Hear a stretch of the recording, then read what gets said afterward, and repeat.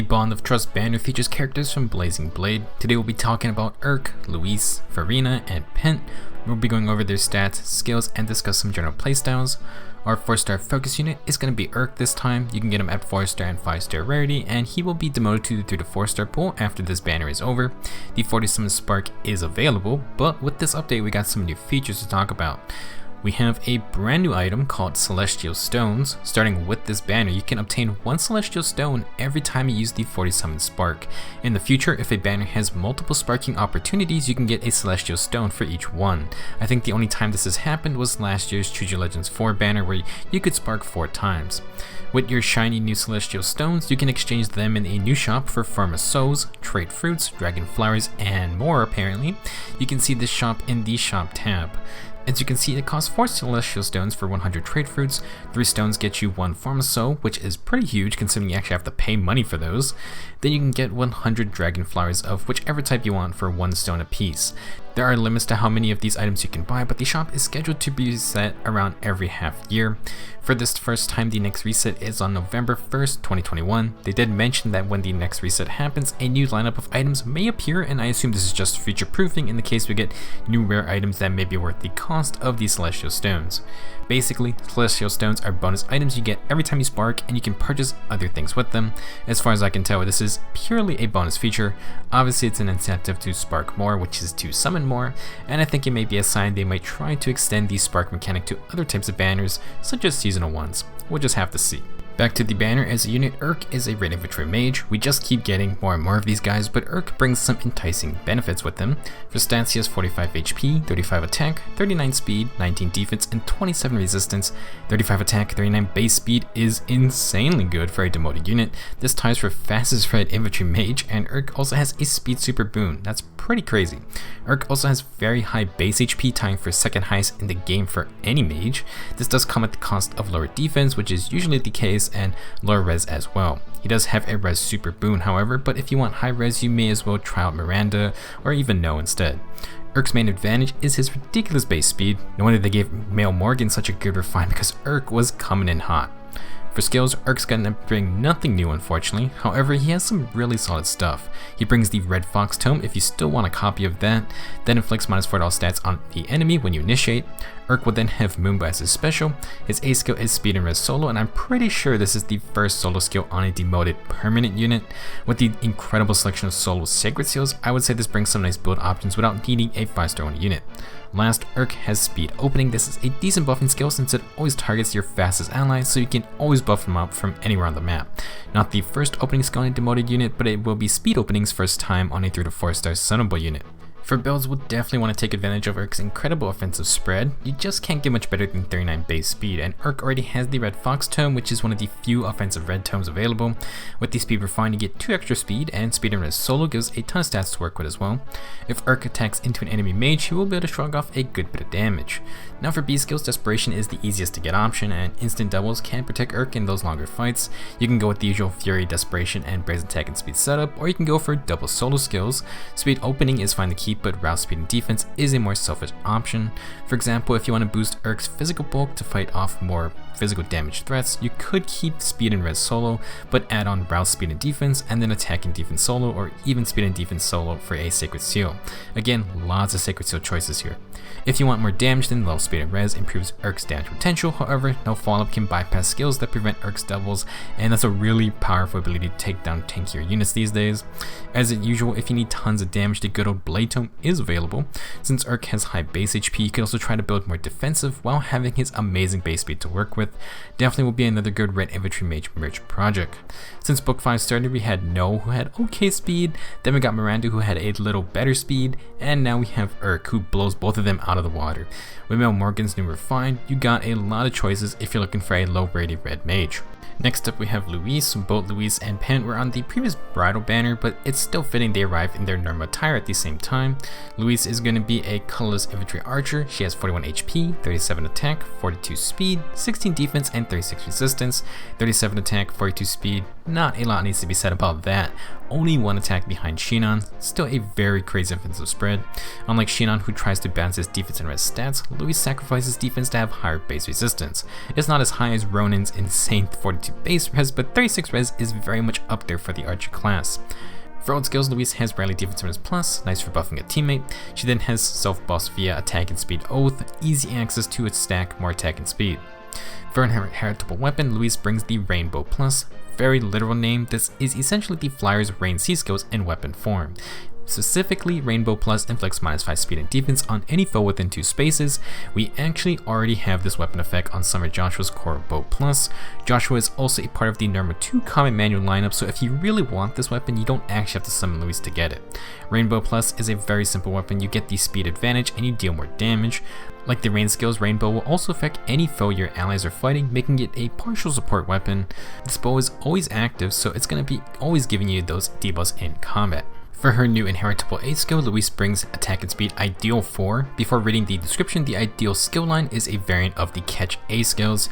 At the start of combat, if unit's HP is 100% or if bonus is active on unit, grants +7 attack and speed. If you have 100% HP and a bonus active, then you get +2 attack and speed on top of that. The ideal skills are only inheritable by infantry and army units. This is the opposite of the catch skills, which are inheritable by cavalry and flying units. For the most part, this is a super easy to activate skill for at least your first encounter. You should be able at 4 HP, and it's easier to buff your own units than inflict penalties on a specific enemy. If you end up taking damage though, then you're going to have to rely on either a lot of healing or you just need to have buffs or status effects active. If you plan to slug it out in multiple fights, it's kind of hard to reliably stay at full health. Army units can use Armor March, Armor Boots, or Armored Stride to get a bonus active, and this would avoid low skills since those can neutralize your stat field buffs. Lows are very popular, so you kind of need to watch out for that if you aren't bringing full on buffs for every single stat.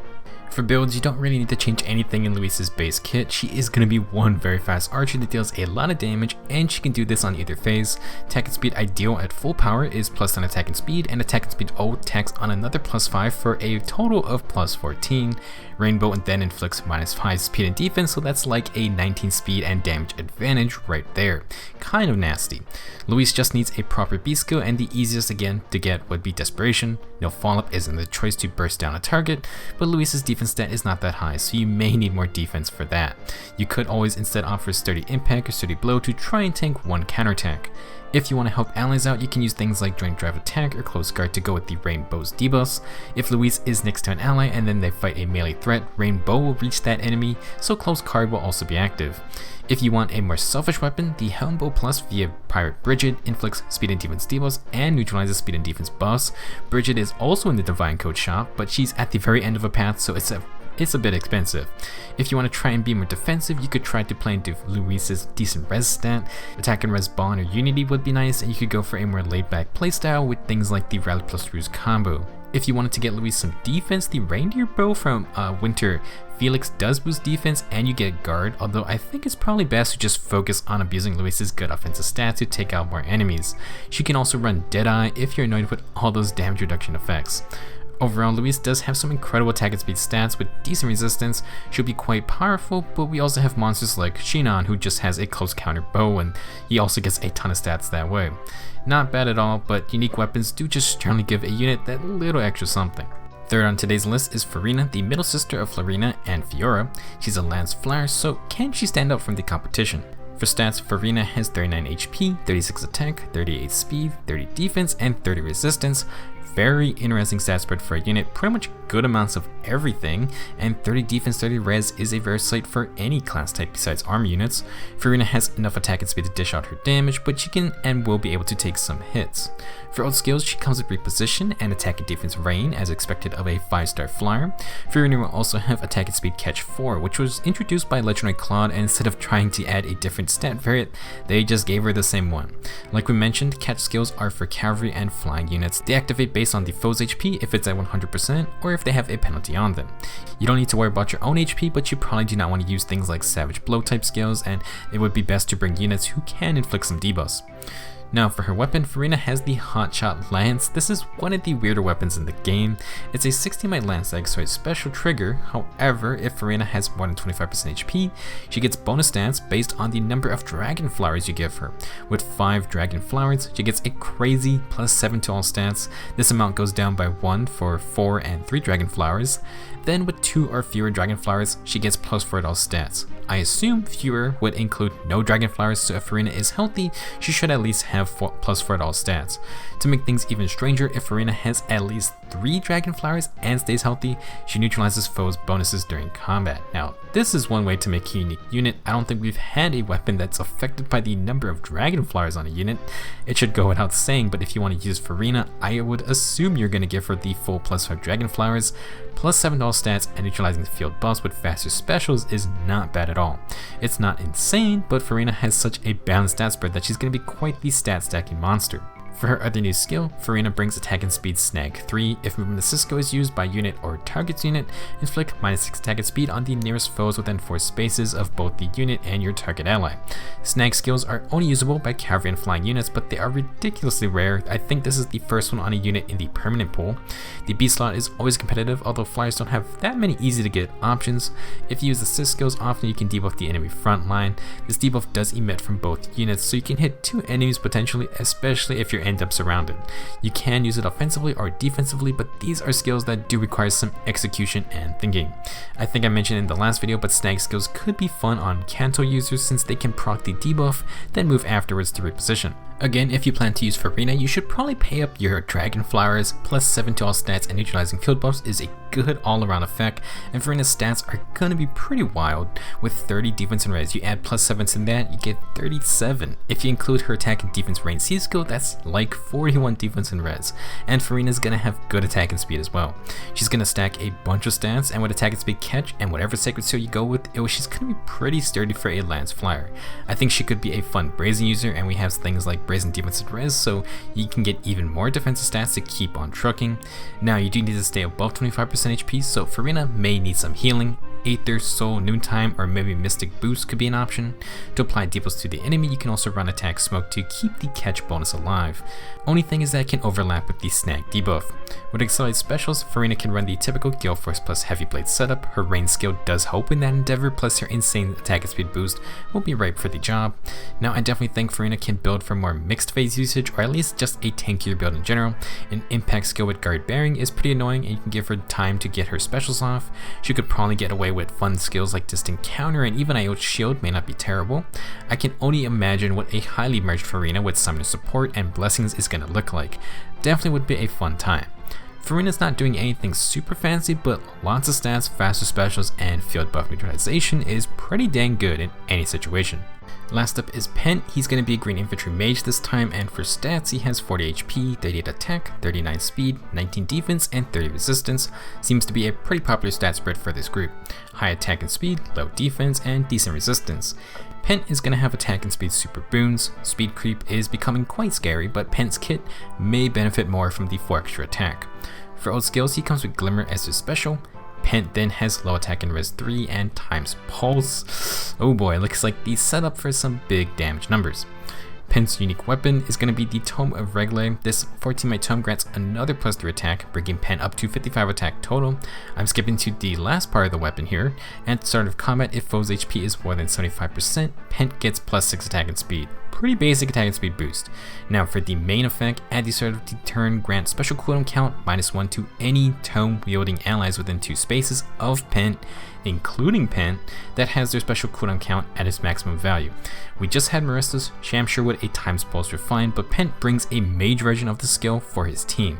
Basically, if Pent or any mage allies within 2 spaces has a special at its max cooldown, they get -1 cooldown. This will combo with times pulse in the C slot to allow Pent to pre-charge his Glimmer special. In an infantry pulse type fashion, Pent can jumpstart a team of mages for faster specials, and that can be deadly with the right allies. For example, mages with slang tomes that use 2 cooldown specials will always have their max cooldown at 1 charge. That means Pent can always charge them up, even if your team gets hit by things like Pulse Smoke. Now for Pent, he needs times pulse to charge his 2 cooldown Glimmer. If he ends up on 1 cooldown for whatever reason, neither Tome of Regulae or times pulse is going to activate, just something to keep in mind. For his inheritable skill, Pent will bring green dual infantry 4. The main draw of these skills are to boost your arena score for low BST units. You do get plus 5 HP and plus 2 to all other stats, so it's not the worst combative trade-off, but you obviously aren't specializing in whatever stat you want to focus on. This skill will be for green infantry units specifically. Again, these are nice for support units like dancers and then range units who do have lower BST values.